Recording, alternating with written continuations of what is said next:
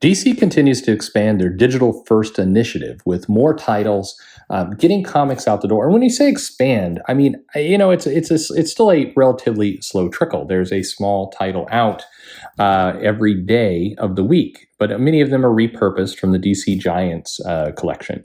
But is this the camel's nose under the tent, so to speak? Is that an analogy anymore? Is it a true thing that comic shops should be worried about? Is it DC just preparing to stop with printing? What is this?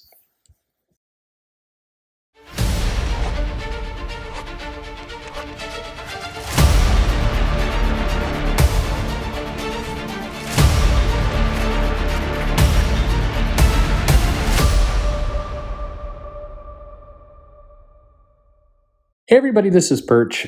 This comes down to something where people, I think, get nervous about anything that is digital if you're a comic shop retailer, because you believe that at some point the paper is going to go away and comics are just going to be digital, and then you have no business.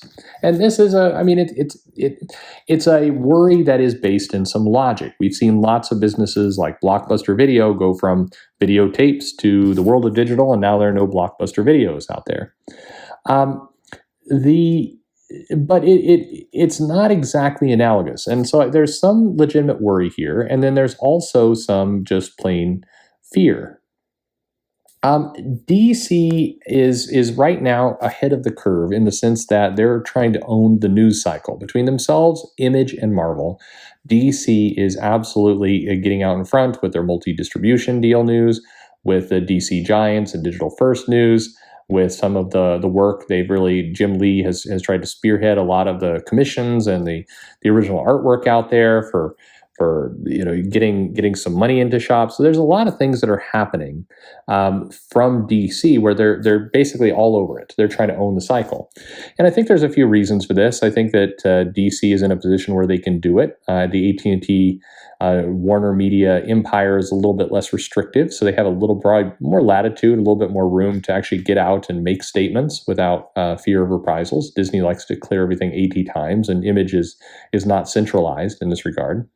So that's one reason. The second is, they're a relatively new acquisition within AT&T, and they're trying to basically show their work. They're showing that they're on top of this. They're proactive, that they're getting their content out. AT&T made a big bet with DC. They opted to purchase DC as part of the Time Warner acquisition. They could have let it go. The ability for them to drop it was there. And while there is no firm statements, I mean, it would probably be zero surprise that I'm sure Disney was at least sniffing at that and considering. I mean, it would make sense. Maybe that happened, maybe it didn't. But AT&T decided they wanted DC, and part of the reason they wanted it is for content for their streaming services, for HBO Max, for all the different. They recognize the value of this IP. So as a result, DC is empowered to keep moving here. So then we get to digital. I've done videos before talking about that digital is not a threat to print media. In the end, digital is coming, whether people like it or not, and your choice is either to adapt to it, to start to create a strategy and a way you live with it, maybe even co-opt it, make some money out of it, or be steamrolled by it. It's your choice, but one of those two things is going to happen. So DC has kind of elected to start to push more and more into digital. And like they did when they did their day and date announcement many years ago with the New 52, people are worried. Retailers are concerned. They're seeing it as a encroachment into their business. They said the same thing when they went to the Giants comics in Walmart. It's turned out by the numbers, the Giant comics in Walmart did not take business away from the comic shops. Anyone who tells you otherwise is using some very funny numbers and not telling the truth. They did not take business away. And in fact, if anything, if you could make any case, you might argue that it added business because it did draw attention to certain titles. And this is very circumstantial evidence. You'd need to do a true assessment. I hope Comic-Con can jump on this at some point. But if you look at specific characters that were highlighted in the Giants, and then you took sales figures from the months that would follow, my suspicion, and I at least have some indication looking at the numbers myself, that sales went up in a lot of cases. The demand grew. Now, when you're looking at Batman or even Superman, those are big marquee titles, so it's hard to kind of judge. But there is at least some indication that the months that followed, things like Wonder Woman or Hawkman had a little bump. So I think that there's at least smoke there. Fire, we're not sure, but there's at least something there. So when we get to digital first, what DC has announced is that they are basically going to expand into these additional stories. They're going to take some of the giant comics and they're going to basically debut those as digital firsts. They're not really first. They have the digital first brand, and they're not first because they were in the DC Giants Walmart title. But anyway, it's going to be a first for that market. And it also is maybe an observation that DC is, that they're likely to start reprinting and putting things out in digital that haven't been there before. They do want to expand. I mean, for old content, it's a way to give it a second life. It's a way to get more money out of that license by doing very little, but just digitizing it, putting some marketing around it, and getting it into the channel. DC is absolutely, I think, looking at having a number of different backup plans. DC does not want to ride out the storm, so to speak, and just hope that everything opens up and Diamond still exists and comic shops are ready for them, and then they can just start shoving comics. They are being very aggressive at all levels, from the writers to the editors to the people managing the company. They're being very aggressive at trying to get ahead of this thing. And they should. Everybody should do it. So I think that DC does view, one other part to all this is that DC has consistently said that the physical audience, customers, and the digital audiences are two different audiences. And many people, push back on that, saying, no, a comic reader is a comic reader, and many people read, wherever they're going to read. But I think that is an accurate statement, because the digital audience is far more likely to be a new audience, people who are unfamiliar with the comics or wanting to consume them in a new way. It's also an audience that probably does not want to read an 80-page graphic novel on digital. They're far more inclined to go to the Shonen Jump kind of 8-page to 12-page story model. That's going to fit them a lot better. So I do think it's a different audience. Ultimately, is it the same core audience? I mean, sure, a Batman fan gets to be a Batman fan, but the audience that's going to prefer to consume Batman in print is different from the audience that's going to prefer to consume Batman in digital. Doesn't mean that one can't move to the other, but there are two groups that require two different strategies, two different marketing approaches. So DC is there's definitely some interesting things here.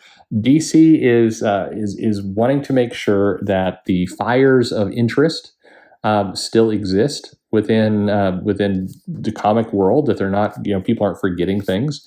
I do think, and they're not saying this, but I continue to say that one of the smartest things DC could do right now is take some of the titles that are not as well known, selling lower, and get them onto digital at a cheaper price point. Now, many retailers would cry bloody murder over this, but if you took a book like, say, Hawkman, which has a strong audience. I deliberately use this one because there's people listening to me right now who are big Robert Venditti fans who really like Hawkman, and I think it's an amazing book. Don't get me wrong.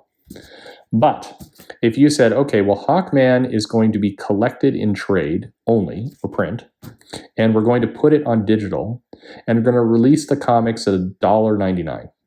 Same comic you got print, but it's $1.99 now. We're not taking money away from the retail shops. It's just a $1.99 digital file. It is going to be collected as a graphic novel later. And this is how we're going to handle some of these titles that we think are strong, but they haven't built up the audience. We're going to see if we can build up a big massive audience in digital and then bring them back over to print, maybe at a later date as the audience grows. I think that approach would probably make a lot of sense. It would make even more sense for somebody like Marvel, where you could argue, I have argued, that the Empire event in its entirety should just be digital. I made another argument a few weeks back that why shouldn't DC just put Dark Metal out now as digital and make it free? And this would blow everyone's minds. Retailers pissed because they're expecting a lot of money off of Dark Metal. So I agree that argument definitely has some drawbacks to it. But the point is, use digital as a feeding ground to get people super hyped and excited over some of these titles that just have a struggle in finding their shelf space among 100, 150 other comics that are there every month. Have some digital books that can grow an audience in a way that's, they're not fighting for they're not fighting for space against Hickman's X-Men or Tynion's Batman, or just they're going to lose in that battle head to head. So get them into a new market and see if they can do some stuff there. I think it's smart. So is DC doing some new things with digital? Yeah, absolutely. They're definitely poking around, trying to find their place, as they should. The bigger question people should be asking themselves is why is DC doing this? They should be asking themselves, why isn't Marvel doing this? Why isn't Image doing more of this? What are those guys doing? It still remains remarkably strange that the other big companies are largely quiet, while DC is basically allowed to run amok and own all the space, which is super peculiar. In the end, there's a decent chance that DC does a number of things here that put them, in a leader position for some time to come. Marvel's banking a lot on the fact that when things open up and comics are available, everybody's just going to rush back and buy those 12, 14 X-Men titles a month, go in on Iron Man 2020 and Empire and all the rest. And I'm not so sure that's going to happen like they think. DC is fighting very hard to keep themselves present in the hearts and minds of comic customers. And I think that's going to benefit them in a pretty major way. I think we'll look back on this time and say, potentially, that Marvel, and still to a lesser extent Image, really missed the boat and allowed their competitor to have free marketing for quite some time. It's an interesting time. Anyway, what are your thoughts? Do you agree, disagree? You have your own thoughts on digital and kind of the market and what's happening? Leave a comment below. Would love to hear your thoughts and your opinions. Follow me on Twitter at Comic Perch. Subscribe, share with a friend. Let's get those subscriber numbers up. I will do a big celebration at 100,000 subscribers in 500 years. Anyway, thanks for listening, everybody.